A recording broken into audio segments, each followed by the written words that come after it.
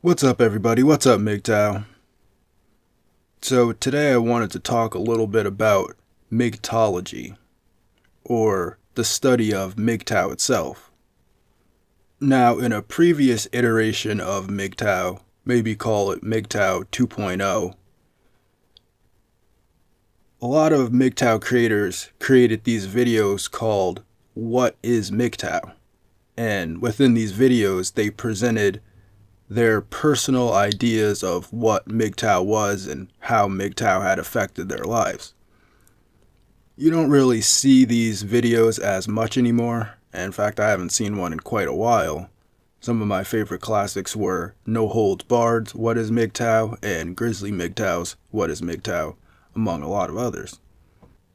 Now, this might not be interesting on its own, but when you take it in combination with the fact that often when MGTOWs are asked to define what MGTOW is, the question is not usually answered in a very straightforward way. It's either, well, it's a philosophy, or it is what it is to each individual person. But at the same time, MGTOW has to be something because there is a MGTOW and MGTOW exists. As a philosophy, we might not even be able to call it that at this point, since there's no organization to what MGTOW is. In its most essential form, it's just a series of information and men making decisions based off of the information that's presented. So the information that makes up the body of knowledge known as the MGTOW philosophy leads men to different strategies and therefore different tactics on how to apply the information in their life and work around different systems that are basically anti-male in society. These strategies vary greatly amongst the men in MGTOW.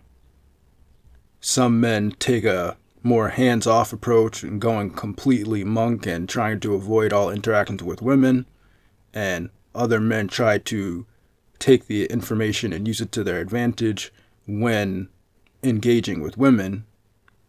And, of course, the tactics are different for each and every man. So, taking the analytical view of MGTOW itself and looking at what MGTOW is and how it was kind of born out of the men's rights movement,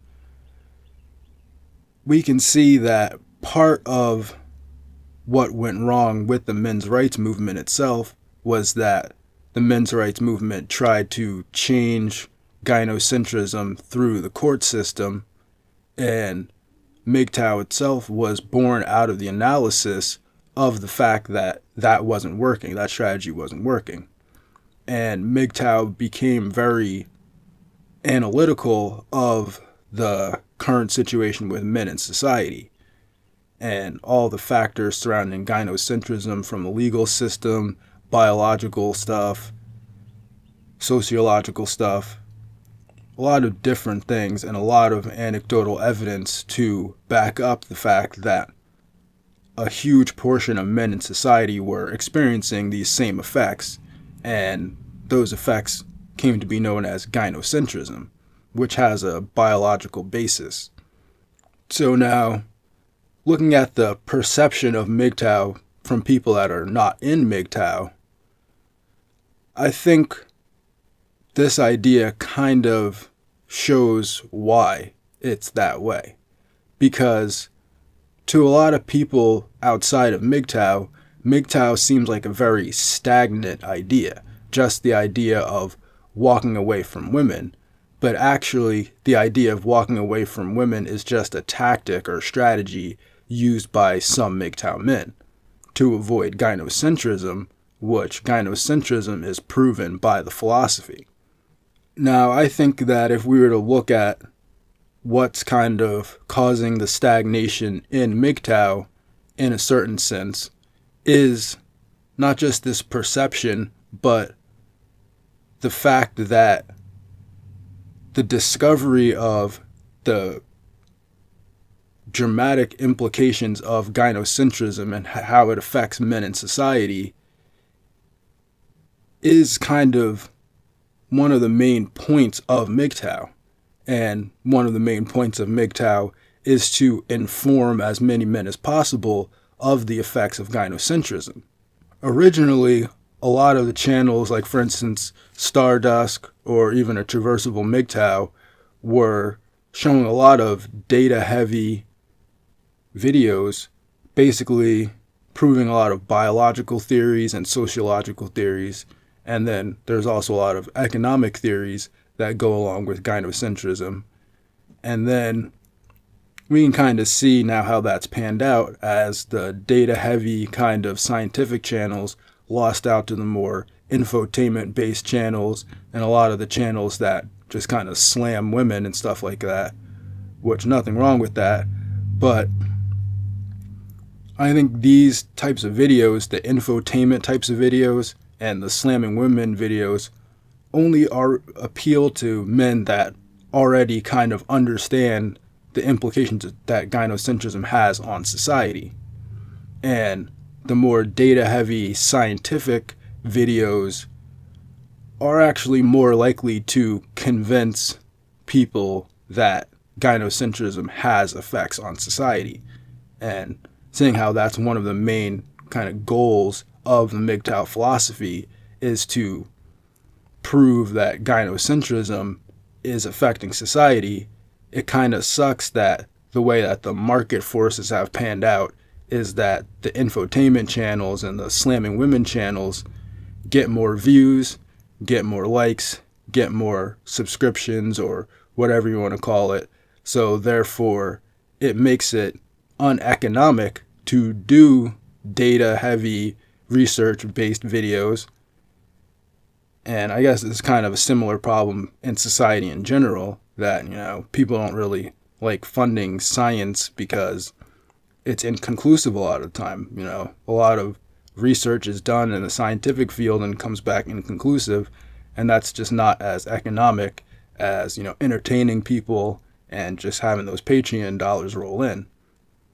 So I guess, really, when you look at MGTOW now, and especially if you look at an outsider's perspective of MGTOW, you could see how it can seem stagnant because, on the one hand, you've got the current kind of state of the philosophy or the strategy, which is to just walk away from women, but it has a caveat, which was supposed to be until we can convince enough men that gynocentrism is having negative effects on society, and then something else would happen after that, either a different philosophy or a change to the MGTOW philosophy or just a change, some type of change. But since that hasn't happened, I think a lot of people have become kind of disheartened by that, and it seems like it's almost an impossible job to try to convince men that gynocentrism exists, and if we could get rid of some of the effects, some of the negative effects of gynocentrism on society, that it would be better for everybody.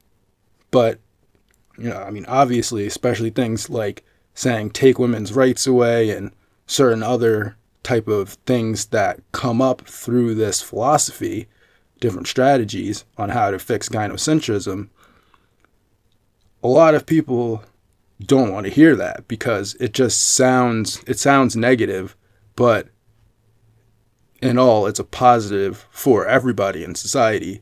But it's just the fact of trying to convince people of that and seeing how the best way to convince people of that is through data-heavy research videos. And data-heavy research videos are the least economic to make because they get the least amount of views and likes and subscriptions. It kind of does leave MGTOW kind of in a stagnant position, I guess you could say, where it doesn't have to be stagnant. It could be something that's evolving and changing and growing and, working with more concepts, I guess, bringing more concepts and different points of view. But it's kind of at a certain point gotten to be a little bit like the MRA because the people that are quote unquote the leaders, or whatever you want to say, the people with the biggest voices in it, are now at the point in which they're no longer analyzing the philosophy and analyzing strategies and tactics. They're just kind of saying that they have the answer, they have the tactics, they have the strategy to solve the problem, but we've jumped over the step of actually convincing everybody that even gynocentrism is even a thing. Because it's cool to say take women's rights away, but if people don't even understand what gynocentrism is and why that's bad and all this other stuff, then yes, you're just going to sound like a mean person that wants to harm women, which obviously, most people in MGTOW don't want to harm women. And in fact, it is a beneficial thing to society to have families and, have women taking care of children and men in the workforce. But who am I to say that that's better? I mean, maybe it's not better, but it just seems like that through a lot of objective data. And that's all I can really go on. So I guess in all, what I'm really just trying to say is that looking at MGTOW now and looking at what MGTOW is and what it could have been and where it came from, it definitely seems like just convincing people that gynocentrism is a thing seems to be one of the main points of MGTOW, even beyond all the other strategy and tactics that people use in order to kind of work their way around the gynocentric system. I think just convincing people that gynocentrism is a thing is really the main point, and it's difficult enough. So that's all I really got to say on that topic. Have a good day and go MGTOW.